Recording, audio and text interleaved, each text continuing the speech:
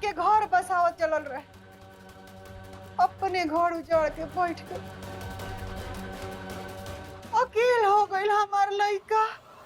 अपन फोन दो हमरा के, हम खुद समधन जी से बात करब और सब सच्चाई जान जाए। अरे घर में पहले से तमाशा कम बका कि रुआ और बखेड़ा खड़ा करे के चाहते नहीं। हमरो मालूम बा कि समधी जी जानबूझ के खेला खेल लिया ताकि मिथिलेश अपमानित हो सके।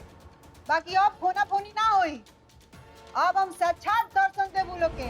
अब एकदम समधी समधिन के सामने आमने सामने बात हुई। अरे उ लोग के का गइल बा, गइल तो हमनी के वो लोग से बेसी पता नहीं वो लोग और का चाहते हमनी से। देखा रजो, कितना भी आंसू बह जा तोहार, हमरा के कोनो परवाह नहीं के। अगर हमरा के पता चलल कि इस सब खेल तोहार बा तो भाड़ में जाए तोहार खुशी। हम तो अपन भतीजा के हिस्सा देव और ओकरा के ओकर खुशी चुन चुन के दिलाई। याद रखिया तू।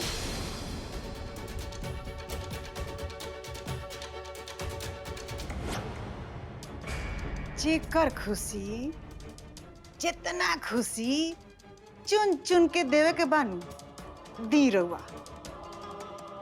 बाकी हम तो वह करे जन हम सोचले बानी। ऋतुआ के गइला से हमार रास्ता एक बार फिर साफ हो। अब फिर हम समधी या समधिन जी के लगे जाके नाक रगड़े और मिथिलेश खाती कोमल के हाथ मांगे। यानी मिथिलेश के बियाह हुई, उन्हें चैताली के गौना। पहले ही सब चैताली के गौना के नाम पे होत रहे, पर अब ये खेल मिथिलेश के खुशी के नाम पे हो। और बाद ही रज्जो रानी ये खानदान पे राज करी। माई हमार दाल कब्बो ना गले दी। तू भले ही माई बन के हमार भला सोचा तारू, पर हमार भला ये गौना होए में नहीं खे। ना चाहिए हमरा के ये गौना। अब कुछ दूसर उपाय सोचे के पड़ी, न तो माई हमरा के भोला जी के पल्लू से बांध के ही दम ली।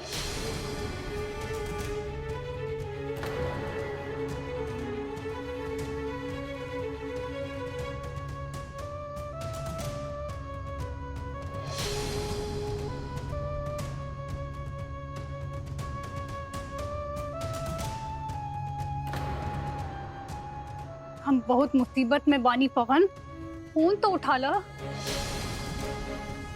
पता ना कहाँ चल गई पवन। कहीं कहीं ऐसा तो नहीं खे कि होकर इरादा बदल गई है। वैसे भी आजकल के रिश्ता का होना भरोसा नहीं है। मांग में सिंदूर भर के भी लोग बदल जाला, तो हमारे रिश्ता के का भरोसा। पर हमरा के विश्वास बा कि तू ना बदल बा। पहले हमरा के शहर लेके चला, फिर ओकरे बाद अगर तू बदल भी जाई ना तो हमरा के कोनो फर्क ना पड़ी।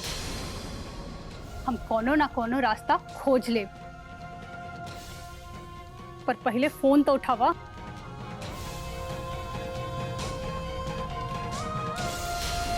अरे के भौजा,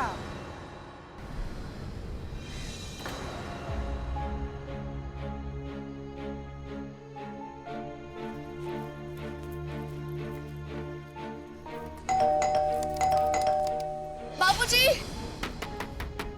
बाबूजी दरवाजा खोलिए, हम वापस आ गई नहीं। बाबूजी,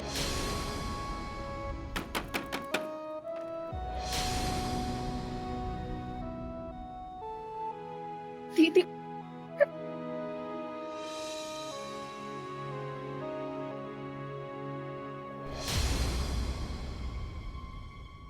तारा गईला के बाद बाबूजी की तबीयत बहुत खराब हो गई रहे, पर अच्छा भल के तू आ गईलू।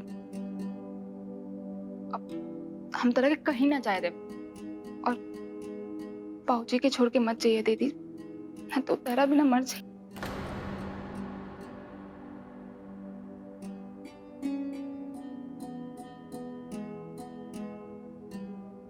सीमा दीदी, बाबूजी के लेके आवा, दीदी आई बड़ी। मामी,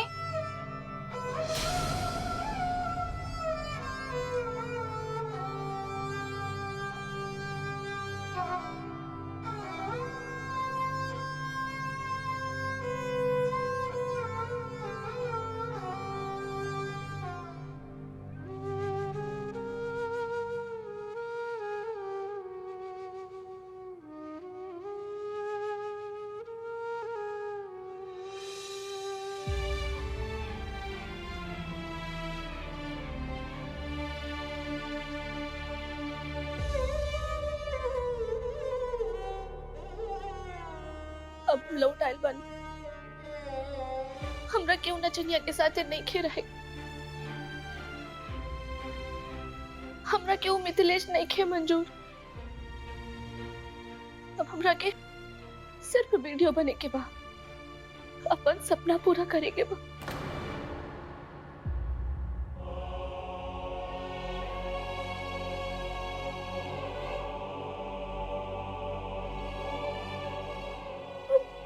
रितु बेटा, एने आवा बेटा।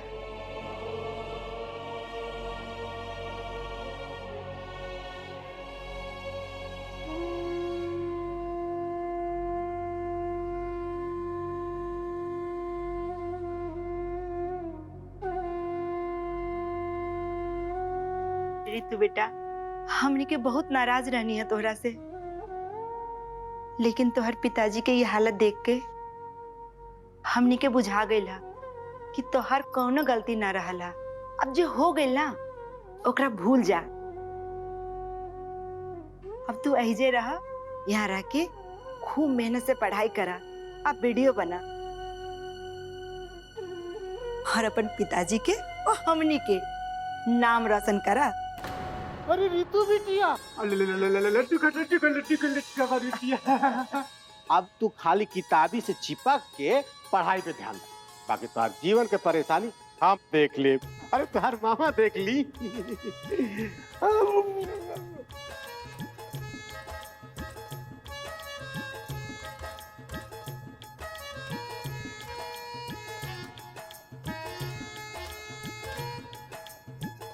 देखत रखा तेरी किताब लेकर आई बनी। यह किताब ढूंढे तर तू तू बाजार में तो मिले लेकर मुश्किल रहा, लेकिन हम तेरा खातिर इंतजाम के नहीं है। रितु खूब मन लगा के पढ़ाई कर, घर वाला के तरह से बहुत उम्मीद बाटे। देखा बिटिया, जवन हो गए तवन हो गए, अब ओकरा के सपना समझ के भूल जा। हा? बाकी परिवार के साथे साथे आगे बढ़ा। अरे तुहार घर है, हम हमेशा रही।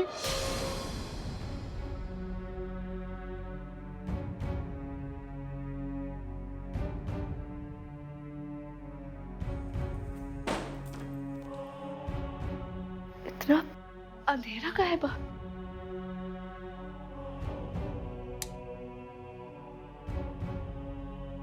सीमा, मीनू, मामा जी, मामी, बाबूजी,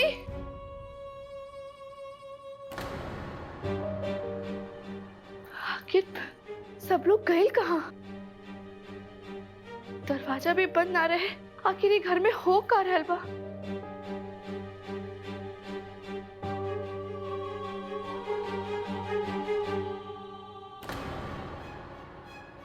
सीमा, मीनू, मामा जी, मामी,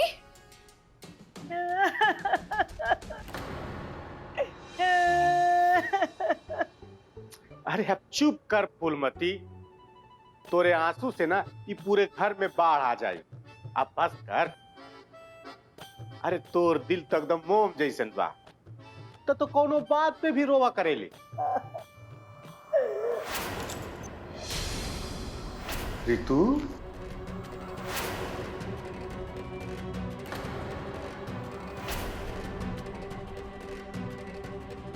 का बात बा मामा जी? मामी काय रो बताड़ी का भी मामी जी अब रवा लोग कुछ बोलत काहे नहीं खे का काले तू लोग शहर जाता रू शॉपिंग करे ठीक बा तू लोग जा हम ना जा सकब का बताई पिछला कुछ दिनों से हमार घर के हालत ठीक नहीं के ऐसा लगा था कि केकरो नजर लग गई बा हमार परिवार के सब लोग परेशान बाड़न यही से हम ना जाए ना रे हम कहनी ना हम ना जा सकब और जब तक कि घर के हालत ठीक नहीं के हो जात हम बाहर जाए के सोच भी ना सकीले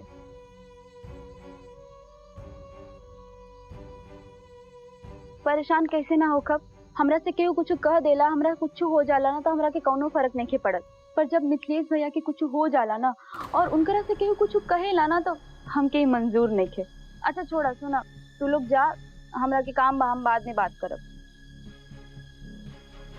प्रतीक ऐसे ना करे के चाहिए प्रतीक देखो इकुल घर में तो इकुल चीज होते रहे एकरा मतलब ही थोड़े ना भाई कि तू केहू से सही से बात ना करबू केहू से मिलबू ना हाँ फोन कर अपना सहेली के हमकरा से मिलबू तो तहार मन तनी सही हो जाए ना भैया हमार मन नहीं के हम कहीं ना जाए अरे सुना है ना कहे नहीं के सच कहीं भैया जब से रितु भाभी रउआ के बुरा भला सुनौली है ना जब से तहार बेइज्जती कैली है ना तब से हमरा के कुछो ठीक नहीं लागत अरे रउआ तो उनकर इज्जत बचाए खातिर उनकर परिवार की इज्जत बचाए खातिर उनकर मांग में सिंदूर भरले रहनी है पर वो एक झटके में रउरा के एहसान के कैसे भूल गईली भैया जब उनकर नजर में रिश्ता के कोनो कीमते नहीं थे बा वो शादी के मनते नहीं की तो रउआ काहे रिश्ता के निभावत अड़ा काहे अपन बेइज्जती करावत अड़ा भैया और ये बेइज्जती सिर्फ राउर नहीं खे पूरा परिवार के बा जे इंसान के रउआ के तनी को कदर नहीं खे उनकरा खातिर इतना बड़ा बलिदान करे के कौन बात बा भैया सच कहीं भैया ये सब हम और ना देख सकीले सुनो तो प्रीति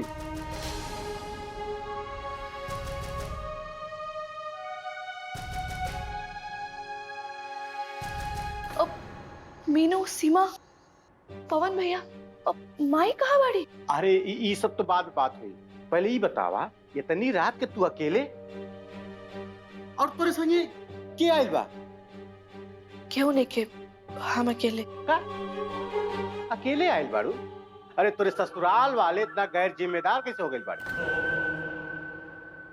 कि नई नवेली दुल्हन के इतना रात के अकेले ओकरे मायके भेज देले ये तो ठीक नहीं के कैले जमाई बाबू कहाँ बाड़े कौन जमाई बाबू और कौन नहीं नवेली दुल्हन काहे मामा जी हमार मजाक उड़ावत अड़ वो दिन जवन कुछ भी भइल रहुआ सबके सामने भइल जबरदस्ती हमरा मांग में सिंदूर भर देला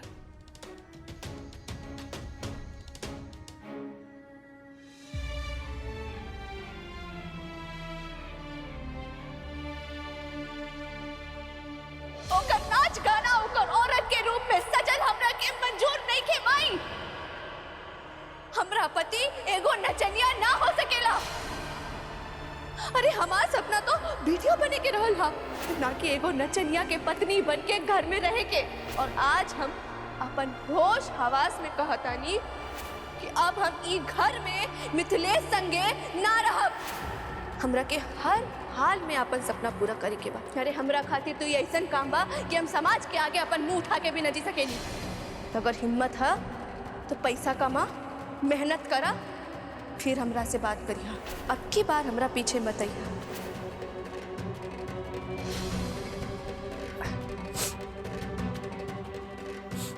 अब हमरा के फैसला लेवे के पड़ी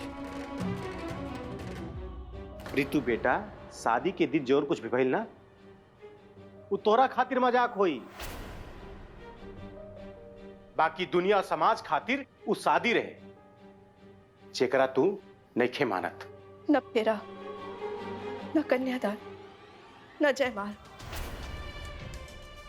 ये सब आधा अधूरा रस्म के रवा लोग शादी माना था नहीं तो फिर पंडित और मंत्र के का जरूरत बा ऐसे तो राह चलत कोनो लड़का केहू के भी मांग में सिंदूर डाल दे तो वो के पत्नी हो जाए अरे मामा रउआ तो हमरा से भी ज्यादा जिंदगी देख ले बाड़ा रउआ एकरा के कैसे शादी मान सकेला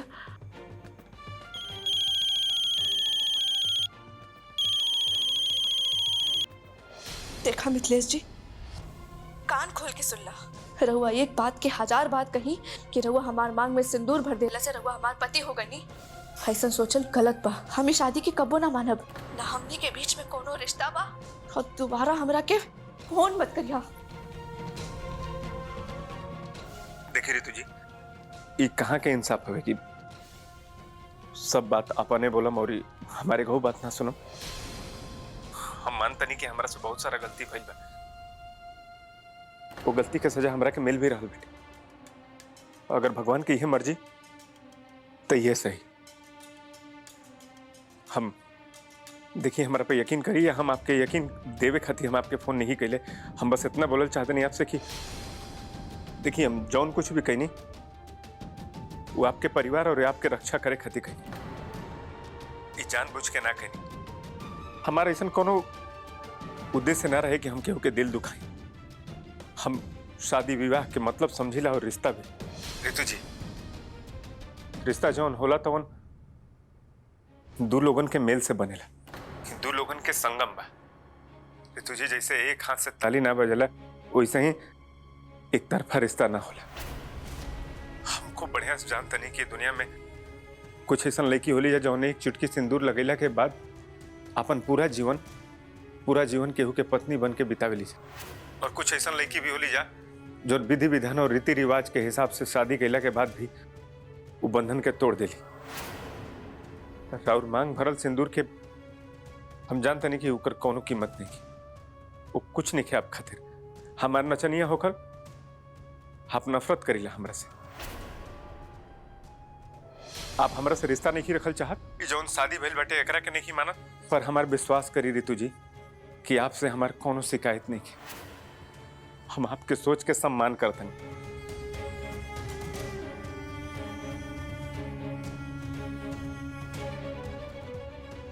आज से हमनी के बीच में कोनो संबंध नहीं की। रितु जी, हमनी के बीच में जौन कुछ भी भइल एगो बुरा सपना समझ के भूल जाए। हम आपके हर बंधन से मुक्त करते हैं। और हाँ, आपके वीडियो बने के सपना जरूर पूरा करना। हम भोलेनाथ से प्रार्थना करते नहीं कि आप अपने जीवन में जौन कुछ भी बनल चाहते नहीं वो बनी। आपके वो हर खुशी मिली। ओकरा बाद अपने जीवन में एगो नया जीवन साथी ढूंढ के अपना लायक आप जिंदगी भर खुश रहें। देखिए मिथिलेश जी, ना रितु जी, देखिए, आपके बीच में और हमरा बीच में जब कोनो रिश्ते नहीं रह गए तब बात के से कोनो फायदा नहीं की। नो सॉरी, नो थैंक यू। एगो काम कर जाओ हमनी के। आज के बाद ना रउआ के हम फोन करो ना आप हमरा के फोन करो। आज से का बल्कि अभी से हमने के एक दूसरा खातिर अजनबी बानी छे। आप अपन ख्याल रखो, अपन ध्यान रखें। हम फोन रखते हैं।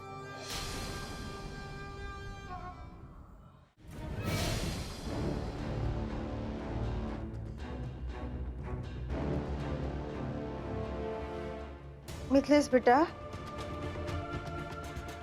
अरे तू जोन कैला बहुत बढ़िया कैला।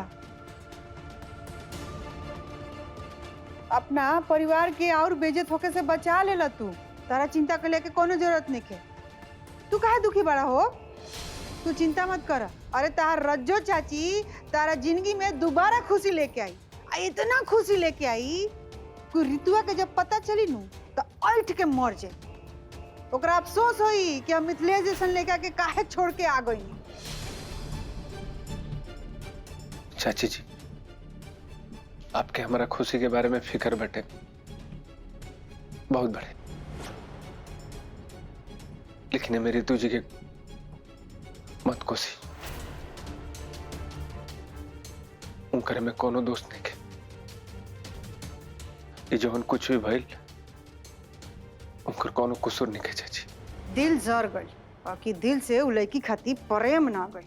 रुक जा तू। ओकरा खिलाफ इतना ना जहर घोले तारा दिमाग में कि अपने आप तारा रितु जी से नफरत होखे लगी।